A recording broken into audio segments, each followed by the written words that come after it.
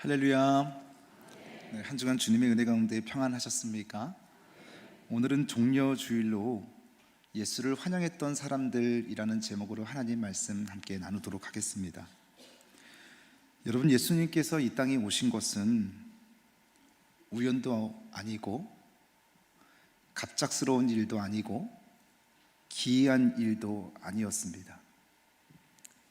예수님이 오신다는 이야기가 오랫동안 많은 사람들에게 들려져서 알고 있었고, 또 하나님께서 그것을 구약 성경에 자세히 기록을 해 놓으셨습니다.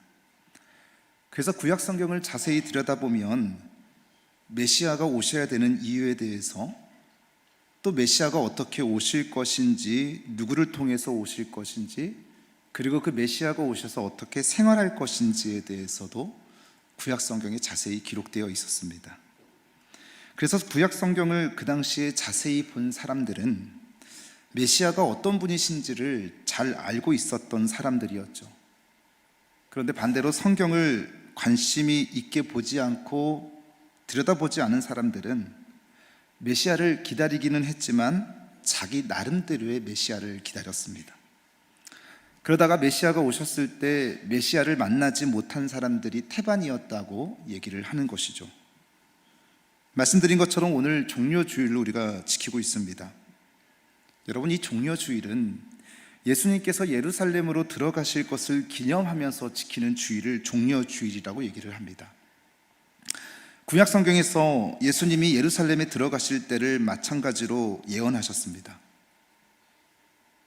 그리고 예루살렘에 들어가실 때 사람들로부터 환영받을 것도 예언하셨습니다. 나귀를 타고 가실 것도 예언되어 있는 겁니다. 스가랴서 9장 9절 말씀을 보면, 보라, 내 왕이 내게 임하시나니 그는 공의로우시며 구원을 베푸시며 겸손하여서 나귀를 타시나니 나귀의 작은 것 곧 나귀 새끼니라 라고 말씀하고 있습니다. 그런데 정말로 예수님이 예루살렘으로 들어가실 때 나귀 새끼를 타고 들어가시는 겁니다.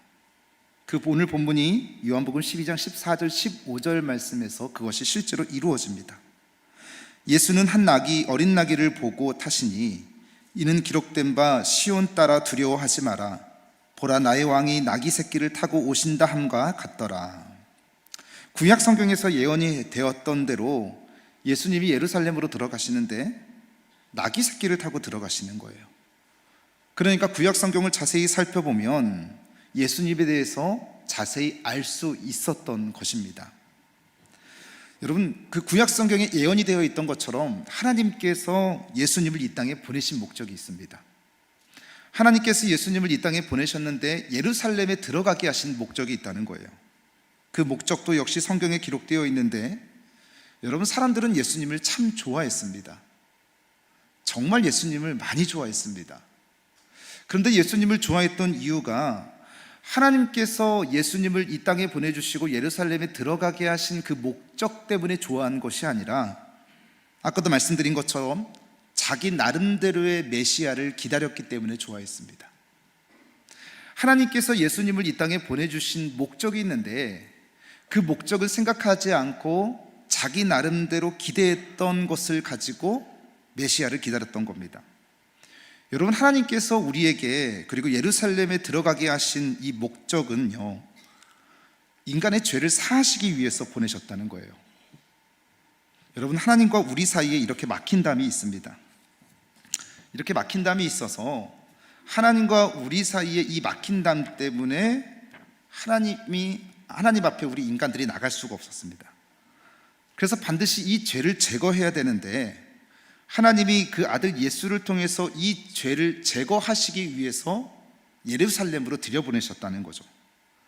그래서 로마서 6장 23절 말씀에 보면 죄의 싹은 사망이라고 얘기를 하지 않습니까? 죄의 값이 사망이래요.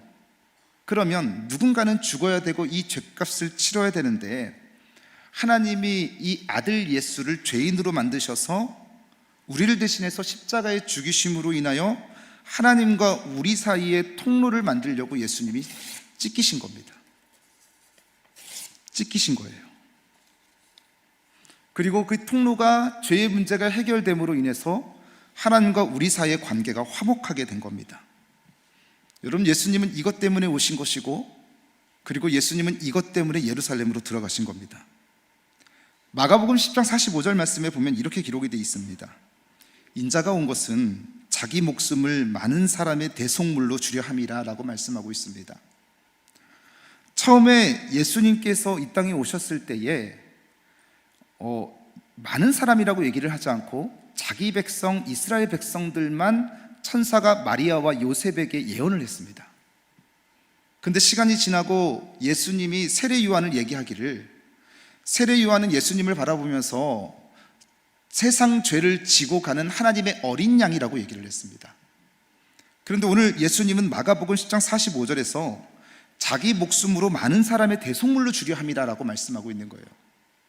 단순히 이스라엘 사람들만 대속물로 주기 위해서 예수님이 오신 것이 아니고, 그 당시 살았던 이스라엘 사람들이 아닌 이방 사람들만 그 죄를, 문제를 해결하시기 위해서 오신 것이 아니고, 아담이 죄를 짓고 난 이후에 태어난 모든 사람들의 죄, 다시 말해서 저와 여러분의 모든 죄를 예수님께서 해결하시기 위해서 이 땅에 오신 것이고, 그 구원 사역을 이루시기 위해서 예루살렘으로 들어가셨다는 겁니다. 또 하나, 하나님이 예루살렘에 들어가게 하신 예수님의 그 목적과 이유가 있다고 말합니다. 그 예수님을 죽이심으로 인해서 이 죄 문제가 처리된 것 동시에 그 죽이신 예수를 다시 살려내심으로 인해서 우리에게 풍성한 생명, 부활의 생명을 주시기 위해서 예루살렘으로 들어가셨다는 거예요. 여러분, 예수님이 말씀드린 것처럼 우리 안에 이 죄덩어리를 다 해결하셨습니다. 죄의 문제가 예수님으로 인해서 해결이 되지 않았습니까? 그럼 이 안에요, 그 죄덩어리가 비어져 있어요. 비어 있다고요. 그럼 이 죄덩어리가 문제가 해결이 되고 풀려졌으면 이 안에 새로운 것이 채워져야 되는데, 예수님께서 십자가에서 하나님이 죽이셨을 뿐만 아니라 부활하심이 아니에요. 하나님이 부활시키셨어요. 부활시키심으로 인해서 그 부활의 생명이 이 죄덩어리가 사라진 이 자리 가운데 다시 찾아 들어오게 된 겁니다. 그래서 예수님이 우리의 죄의 문제만 해결한 것이 아니라 다시 살아나심으로 인해서 영원한 생명이고 부활의 생명이고 풍성한 생명이 우리 안에 자리 잡게 되어져 있다라고 얘기를 하는 거예요. 마태복음 16장 21절 말씀에 이렇게 기록이 되어 있습니다. 이때로부터 예수 그리스도께서 자기가 예루살렘에 올라가 장로들과 대제사장들과 서기관들에게 많은 고난을 받고 죽임을 당하고, 이 다음이 더 중요해요. 3일에 살아나야 할 것을 제자들에게 비로소 나타나셨다는 겁니다. 그래서 여러분, 죽는 것도 중요하지만 살아나는 것이 훨씬 더 중요한 줄 믿으시길 소망합니다. 죄의 문제가요, 예수 그리스도의 십자가로 인해서 주님이 죽이심을 당함으로 인해서 비어져 있는 이 공간을 예수님이 다시 부활하심으로 인해서 새 생명을 집어넣게 됨으로 말미암아 저와 여러분이 새 생명을 얻고 풍성하게 살아갈 수 있게 되었다는 거예요. 요한복음 10장 10절 말씀에 이렇게 기록이 되어 있습니다. 내가 온 것은 양으로 생명을 얻게 하고 더 풍성히 얻게 하려는 것이다 라고 말씀하고 있는 거죠. 그렇게 부활하신 예수의 생명이 우리 안으로 들어오고 나면은요, 우리가 풍성한 삶을 살 수밖에 없게 된다는 거예요. 그 풍성해졌다는 증거가 있습니다. 첫째로는 우리 안에요, 이 풍성한 예수 부활의 생명을 가지고 있는 사람들은 기쁨이 넘치는 줄 믿으시기 소망합니다. 그 풍성한 예수 부활의 생명이, 그 소망이 우리 안에 들어오고 나면은요, 기쁠 수밖에 없는 거예요. 좋아요. 즐거워지는 거예요. 세상을 살아가는 것이 아무리 좀 답답하고 힘들고 억울하고 숨이 좀 막혀도요, 예수 생명을 가지고 있는 사람들은 이상하게 입에서 찬송이 흘러나오는 거예요. 왜요? 세상의 환경과 상황이 요동치지 않는 그 예수의 생명으로 인한 기쁨이 자리 잡고 있기 때문에 그렇습니다. 그리고 또 예수의 부활 생명을 가지고 있는 사람들은요, 감사함이 넘치는 거예요. 세상에서 살아가면서 어떠한 문제로 내 죄의 문제를 해결할 수 없었는데, 아무리 어떤 서적을 뒤져보고 세상의 다른 종교들을 찾아봐도 이 죄의 문제를 해결할 수 있는 곳이 없는데, 기독교가 유일하게 우리의 죄 때문에 신이 목숨을 내어주셨다고 얘기를 해요. 그것을 알기 때문에 이 안에 죄 문제가 해결되지 않은 것 때문에 죄 문제가 해결시켜 주시고 제거시켜 준 것 때문에 감사함이 넘칠 수밖에 없는 것이고, 그로 인해서 예수의 새 생명이 우리 안에 들어와서 하나님의 자녀가 되었다는 것을 느끼기 때문에 감사할 수밖에 없게 되는 거예요. 그리고 예수의 부활 생명을 가지고 있는 사람의 세 번째 특징은요, 소망이 넘치는 줄 믿으시길 소망합니다. 소망이 넘치는 거예요. 예수 생명이 없는 사람들은 10년 후, 20년 후를요, 계속해서 눈에 보이는 소망을 쫓아 살아가고 있습니다. 눈에 보이지 않는 진짜 소망이 없기 때문에 눈에 보이는 소망을 자꾸 세워가려고 얘기를 하는 거예요. 그러다가 그 눈에 보이는 소망이 한순간에 후 하고 사라지고 없어져 버리면 좌절하고 절망하고 두려워하지만, 예수의 부활 생명이, 그리고 풍성한 생명이 우리 가운데 자리 잡게 되면은 영원히 사라지지 않는 진짜 소망이 우리 안에 자리 잡게 되어 있기 때문에 그렇습니다. 사도행전 3장 19절 말씀에 보면, 너희가 회개하고 돌이켜 너희 죄 없이 함을 받으라. 이같이 하면 새롭게 되는 날이 주 앞으로부터 이르게 될 것이다 라고 얘기하고 있습니다. 사랑하는 성도 여러분, 새롭게 되는 날이, 우리가 죄 문제가 해결이 되고 부활 생명이 우리 안에 자리 잡게 됨으로 말미암아 날마다 새롭게 되는 날이 저와 여러분에게 이르게 되시길 소망합니다. 근데요, 이 개역 개정판 성경보다 옛날 봤던 개역 한글판 성경에는 뭐라고 기록이 되어 있는지 아십니까? 새롭게 되는 날로 설명을 하는 것이 아니라 유쾌하게 살아갈 것이라고 말씀하고 있습니다. 사랑하는 성도 여러분, 유쾌하십니까? 별로 안 유쾌하신 것 같아요. 근데 예수로 인해서 우리의 죄 문제가 해결이 되고, 그리고 예수님이 다시 부활하심으로 인해서 부활의 새 생명이, 새 소망이 우리 안에 들어오면은요, 그 하루하루가 유쾌한 날이 될 것이다 라고 말씀하고 있어요. 사랑하는 성도 여러분, 우리가 주님 앞에, 그리고 주님 앞에 나아가야 될 것인데, 그리고 주님 오시면 함께 들림받게 될 것인데, 그 날의 여정 하루하루가 유쾌한 날 되시길 예수님의 이름으로 간절히 축원합니다. 유쾌하게 되실 거라고 말씀하고 있어요. 그리고 예수님은 그것 때문에 우리에게 오신 거예요. 그리고 예루살렘에 들어가신 겁니다. 여러분, 예수님이 예루살렘에 들어가시기 전에 주로 어디에 계셨냐면 갈릴리에 계셨습니다. 이 갈릴리는 예수님에게 참 익숙한 동네였어요. 어렸을 때부터 자라서 자주 놀던 나무는 어디에 있고, 그리고 우리 형제의 집들은 어디에 있고, 친하게 지냈던 친구들의 집은 어디에 있고, 그 집에 숟가락이 몇 개 있고.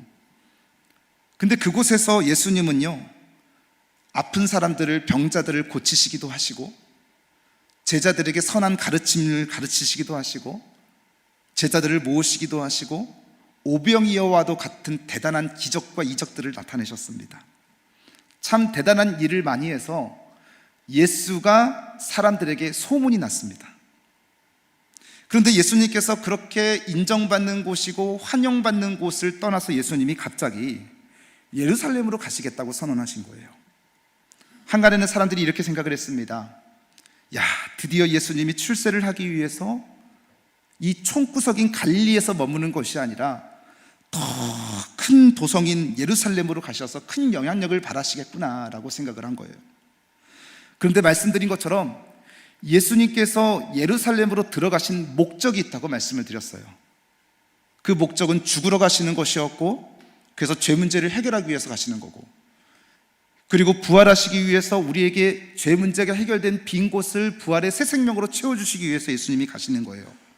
그리고 거기다 하나를 더하면, 하나님이 구원 사역을 십자가에서 죽으시고 부활하신 예수님을요, 이제 지극히 높이시기 위해서 예루살렘으로 들어가게 하셨다는 거예요.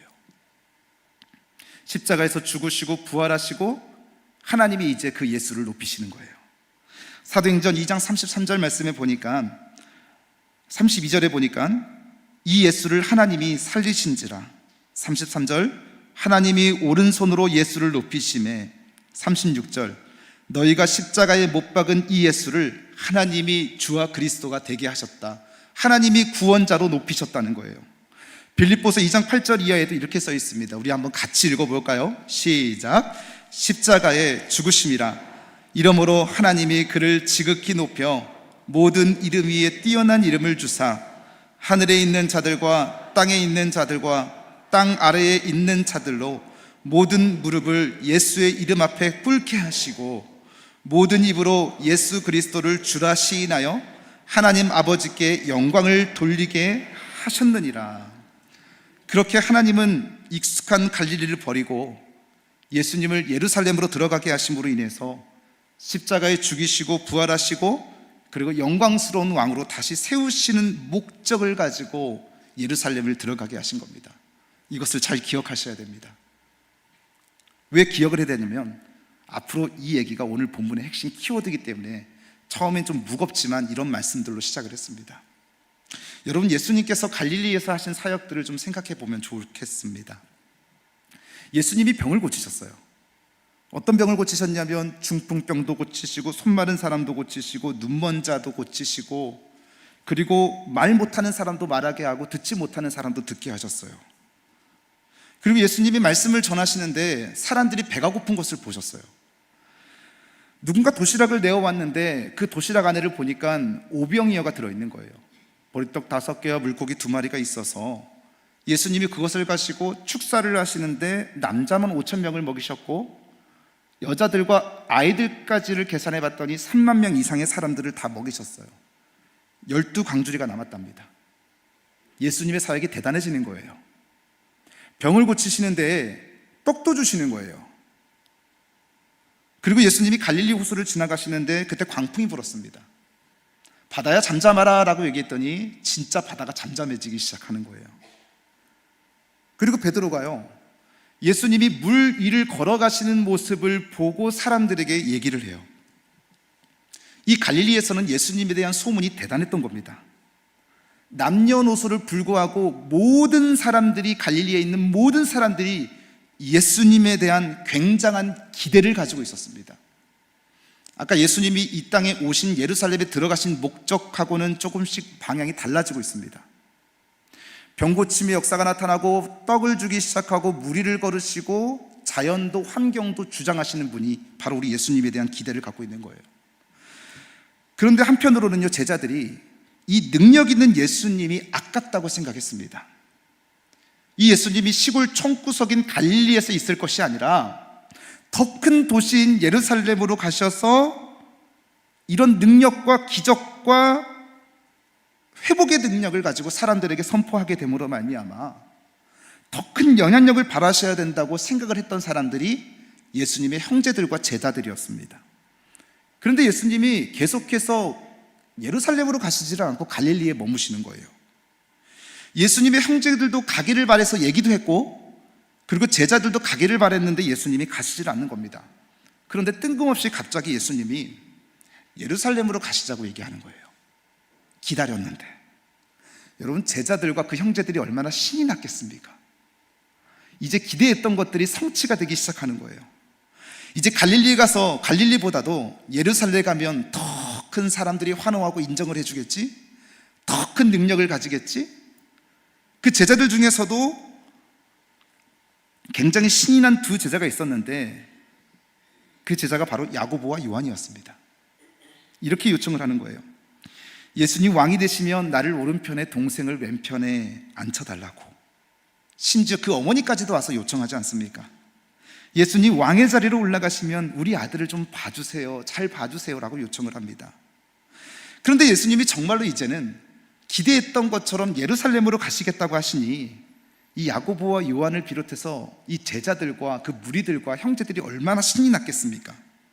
이제 우리도 한 자리 차지할 것이다, 우리도 이제 한 권력 자리를 차지해서 쥐고 흔들겠구나라고 하는 기대와 이 감격을 얼마나 가지고 있었는지, 그런 기대감을 가지고 있었어요. 이제 예루살렘에 가서 예수님이 더 큰 환자들을 고치고 병자들을 고치고 오병이어 같은 기적을 일으키면 예수님의 영향력은 더 커질 거라고. 그리고 국가적인 문제가 있습니다. 이스라엘 백성들이 지금 로마의 식민지로서 압제를 당하고 있는데 이런 귀신들을 쫓아내시고 무리를 걸으신 예수님께서 예루살렘으로 들어가시면 그 로마의 압제로부터 이제는 우리가 벗어나게 되겠구나라고 하는 기대를 가지고 있어요. 그리고 예수님은 내려가시는 거예요. 그리고 예수님이 내려가시는데 거기에 한술 더 떠서 예루살렘으로 가시기 직전에 예수님이 베단이라는 곳에서 멈춰서요, 이 베단이라는 곳에서 지금까지 예수님이 하셨던 이적과 기적들과는 비교도 안 될 능력을 여기서 보여주십니다. 다시요, 지금 예루살렘을 향해서 가시는 길이에요. 사람들은 기대를 가지고 있어요. 예수님이 오시면 모든 문제가 해결될 거라고, 병고침이 나타날 거고, 떡을 먹을 거야 할 것이고. 그런데 베다니를 들렸는데 예수님이 또 한 가지 엄청난 이적을 베풀어 주시는 거예요.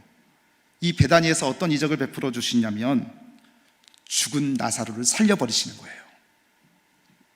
죽은 지 나흘이나 되어서 썩은 냄새가 진동하는 나사로의 무덤 앞에서 예수님이 나사로야 나와라 이렇게 얘기했더니 정말 죽은 나사로가 나와버리는 거예요.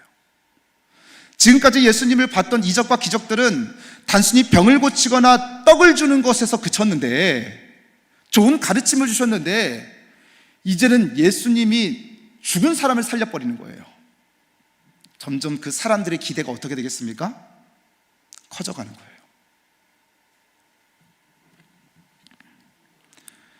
지금껏 예수님이 행하셨던 기적보다도 엄청난 기적들이 나타난 거죠. 그리고 예루살렘에 들어가시기 전에 예수님이 제자들에게 이렇게 말씀하셨습니다. 저기 가면 나귀 한 마리가 있는데 그 나귀를 끌고 오라고. 제자가 묻는 거예요. 아니, 그 나귀가 남의 건데 그냥 가지고 와도 되겠느냐고. 그랬더니 내가 쓰겠다고 하고 가져오라고 얘기한 거예요. 근데 정말로 가니까 나귀 한 마리가 묶여 있는 것 아닙니까? 그래서 끌고 오는데 나귀 주인이 끌고 가는 것을 보고 이렇게 얘기를 하는 거예요.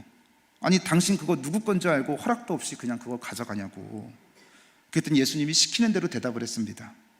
예수님이 쓰신다고 그랬다고. 그래서 가져오라 그랬다고. 그랬더니 가지고 가라고 하는 거예요. 여러분, 말씀을 보면서 왜 순순히 나귀의 주인이 예수님이 쓰신다고 해서 가져가라고 할 때 그것을 순순히 내어줬을까요? 이 나귀 주인도요, 예수님에 대한 소문을 들은 거예요. 예수님이 갈릴리에서 엄청난 이적과 기적들을 행하신다고 얘기하셨는데, 또 베다니에서 오실 때 죽은 사람도 살리셨다는 소문이 났는데, 야, 예루살렘에 오신다고 얘기를 하네? 그러면 나도 예수님께 나귀 한 마리를 들리면 나중에 큰 혜택을 받지 않을까라고 하는 그런 기대를 가지고 나귀를 내어준 거예요. 제자들도 얼마나 신이 났겠습니까? 심지어 예수님이 나귀를 타고 걸어오시는데요, 너무나 기대가 되니까 자기의 겉옷을 벗어가지고 예수님이 나귀로 걸어오시는데 그 위에다가 자기 옷을 다 깔아서 예수님이 걸어오시게 만들었습니다. 그리고 예루살렘 사람들은 종려나무 가지를 꺾어서 막 흔드는 거예요. 이걸 흔드는 겁니다. 여러분, 말씀을 보시면서 왜 종려나무 가지였을까 생각 안 해보셨습니까? 왜 하고 많은 가지들 중에 종려나무 가지를 이렇게 흔들었을까요? 여러분, 지금 이스라엘은요, 로마의 식민지 가운데 있는 상황이에요. 그 나라에도 국기가 있었습니다. 우리나라에도 태극기가 있고 미국에는 성조기가 있는 것처럼 각 나라에 국기가 있는데, 지금 이스라엘은 국기를 쓸 수 없는 상황이에요. 로마의 식민지 가운데 있다 보니 국기를 만들어서 쓸 수는 없고, 이스라엘을 상징하는 종려나무 가지를 흔들면서 이렇게 얘기해요. 그리고 이 종려나무 가지의 의미는 어떤 의미를 가지고 있었냐면, 예루살렘으로 들어오시는 이는, 이 예수는 우리의 왕이다라고 하는 인정을 하고 종려나무 가지를 흔든 거예요. 그때의 상황이 누가복음 19장 37절에서 38절 말씀에 기록되어 있는데, 우리 한번 기억해 보면서 또 생각해 보면서 함께 말씀을 한번 읽어보기를 원합니다. 시작. 이미 감난산 내리막길에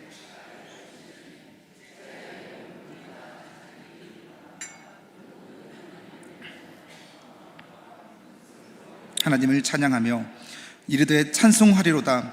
주의 이름으로 오시는 왕이여, 하늘에는 평화요 가장 높은 곳에는 영광이로다 하니, 라고 얘기하는 거예요. 상상해 보세요. 남녀노소 모두가 이 종려나무 가지를 흔들면서 이스라엘의 왕이여, 우리의 왕이여, 유다의 왕이여, 호산나 호산나, 다윗의 자손으로 오시는 이여, 호산나라고 예수님을 환영한 거예요. 이 말에는 예수님 갈릴리에서 행하셨던 그 엄청난 이적과 기적을 예루살렘에도 행해 주세요. 예루살렘에는 갈릴리보다 더 수없이 많은 환자들이 있어요. 치료해 주세요. 오병이어 같은 기적을 일으켜 주셔서 우리에게 먹을 양식을 제공해 주시고, 그리고 개인의 문제를 더 뛰어넘어서 가정의 문제, 그리고 나라에 국가적인 문제가 있어요. 예수님 빨리 오시고 더 희망과 능력을 베풀어 주셔서 로마의 압제로부터 우리가 해방될 수 있도록 우리의 억울함을 풀어달라고 선언하면서 그런 기대감을 가지고 종려나무가지를 흔드는 거예요. 그렇게 예수님이 예루살렘으로 들어가신 뒤에 하루가 지났습니다. 이틀이 지났어요. 3일이 지나고 4일째 되는 나흘째 되는 목요일 저녁에 큰 소리로 종려나무가지를 흔들면서 호산나 호산나 다윗의 자손으로 오시는 이여 호산나라고 외쳤던 사람들이 하나님 우리에게 예루살렘에 이 메시아 예수를 보내주심을 감사합니다, 하나님께 영광을 돌립니다 라고 외쳤던 이 사람들이 단 4일 만에 이렇게 소리를 지르는 겁니다. 저 예수를 십자가에 못 박으시오, 저 예수를 십자가에 못 박으시오 라고 외치는 거예요.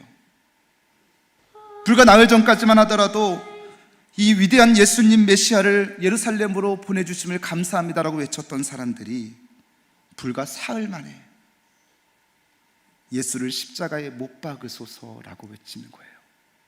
우리 영상을 한번 보겠습니다.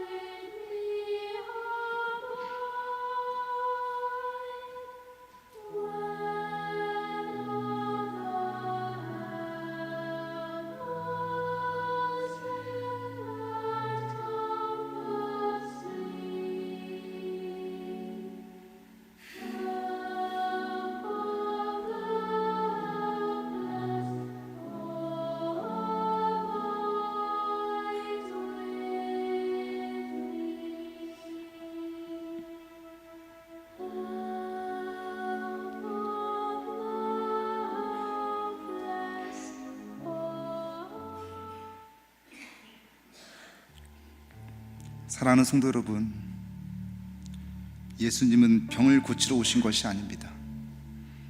빵을 주러 오신 것도 아니고요, 우리 마음속에 마음이 편안한 이야기를 들려주시기 위해서 오신 것도 아니에요. 그리고 우리를 성공의 길로 인도해 주시기 위해서 예수님이 오신 것도 아닙니다. 우리의 제 문제를 해결하시기 위해서 예루살렘으로 들어가신 것이고 우리에게 풍성한 영원한 새 생명을 주시기 위해서 오신 겁니다. 그리고 하나님 나라의 처소를 예비하시기 위해서 예루살렘으로 들어갔습니다. 근데 사람들은 그걸 몰랐습니다. 예루살렘에 들어와서 더 많은 빵을 만들어 주기를 바랬고 더 많은 사람들을 치료해 주기를 바랬지 죄 문제, 부활의 문제에 대해서는 하나도 관심이 없었습니다. 오로지 예루살렘에 들어와서 내 가족들에게 기적을 일으켜 주기를 바랬고 로마 군병들을 압제에서부터 벗어나게 하시고 억울함을 풀어주는 분으로 기대했습니다. 죽은 사람까지도 살리셨고 빵도 주시고 치유도 하신 분이, 선한 가르침도 가르쳐 주신 분이 이제 예루살렘에 오시면 모든 게 해결되겠다고 생각하고 그 예수님을 환영하고 기대했는데 예수님이 예루살렘에 들어오셨는데 아무것도 하시지 않는 거예요. 환자가 있는데도 치유하지 않으시고 배고픈 사람들이 있는데도 떡을 주지 않으시고 로마의 식민지 가운데 지금 이스라엘 백성들이 압제당하고 있는데 예수님은 그냥 침묵하시는 거예요. 갈릴리에서 베다니에서 그 위대한 능력을 행하셨던 예수님이 지금 침묵하세요. 그리고 예루살렘에 들어가시고 하루가 지났어요. 이틀이 지났어요. 3일이 지났는데도 예수님이 지금 어디 계신지 모르는 겁니다. 예수님에 대한 이상한 소문이 퍼지기 시작했어요. 예수님이 갈릴리에서 그 위대한 능력을 다 잃어버렸다고, 갈릴리와 같은 시골에서는 그 능력을 발했을지는 모르겠지만 예루살렘에 들어와서는 그 능력을 다 상실해버렸다고 거짓 소문이 나기 시작했어요. 그때 마침 예수님을 미워했던 대제사장과 서기관들과 바리새인들이 이런 말을 하는 거예요. 예수가 너희를 지켜주는 것이 아니라고,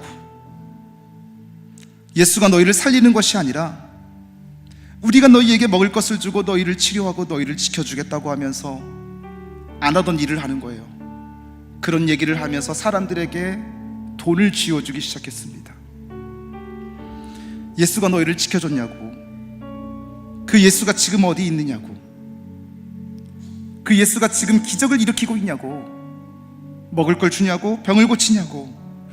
예수가 너희를 지키는 것이 아니라 우리가 너희를 지켜주고 보호해 주겠다고. 지금까지 너희들은 예수에게 미혹당한 거라고.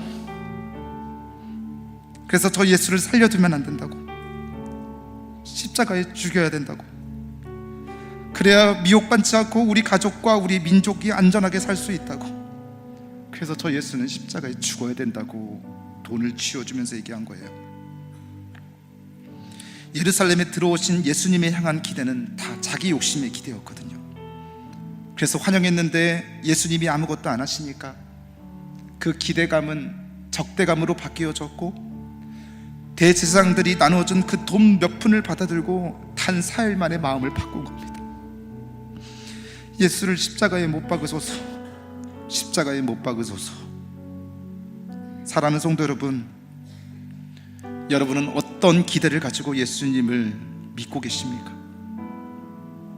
우리의 탐심을 이루기 위한 예수님을 기대하고 계신다면 우리도 마찬가지로 예수님을 십자가에 못 박게 되어줄 가능성이 큽니다. 예수님은 가난한 사람을 먹이시고 위로하시기도 하시고 선한 가르침을 주시기도 했지만 예수님이 정작 예루살렘에서는 그런 일을 행하지 않으셨습니다. 그것 때문에 오신 것이 아니에요. 말씀드렸듯이 하나님과 우리 사이에 그 막힌 담을 허물기 위해서 찢기셨고, 십자가에서 죽으심으로 말미암아 우리의 죄 문제를 처리하셨고, 그리고 예수님께서 죽으시고 하나님이 부활시키심으로 인하여서 영원히 사라지지 않는 부활의 새 생명, 풍성한 생명을 우리 안에 집어넣어 주신 거예요. 그리고 또 영원한 천국을 우리에게 이제 주시기 위해서, 예비하시기 위해서 그 구원 사역을 이루시기 위해서 예루살렘으로 들어가신 겁니다. 사랑하는 성도 여러분, 우리가 그 예수님을 제대로 바라보지 아니하면, 욕심에 이끌려서 엉뚱한 예수님을 기대하면 우리도 예수를 십자가에 못 박으라고 말하는 사람이 될 수가 있음을 기억하시고, 예수가 어떤 분이신지를 굳건하게 믿고 나아가시는, 말씀을 통해서 풀어내시는 저와 여러분 되기를 예수님의 이름으로 간절히 축원합니다. 여러분, 저들이 예수님을 환영했던 사람들이었는데 예수를 십자가에 못 박으러 말합니다. 우리는 어떻습니까?